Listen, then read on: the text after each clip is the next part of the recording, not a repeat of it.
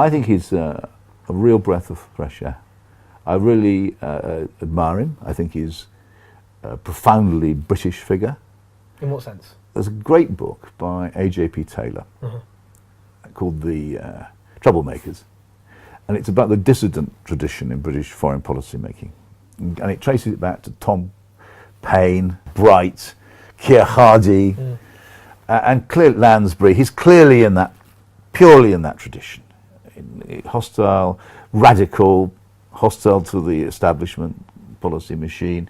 Until he arrived, there was this consensus shared by the media and by the main political parties that the political opposition was abolished. The task of an opposition was to resemble the government as much as it could. And to actually have a man who believes a party which doesn't have to agree automatically with the government of the day is incredible, it's glorious. And so all I'm trying to do is to write about him fairly and also celebrate him in a way. I mean, I think that we will look back on Mr. Corbyn as a wonderful change to a political system which had got completely atrophied and ceased really to represent the British people. Do you think he's being unfairly attacked, even smeared at the moment? And there's a collaboration between the mainstream media and the Conservative Party and the massive of Labour MPs to make a whole series, to distort anything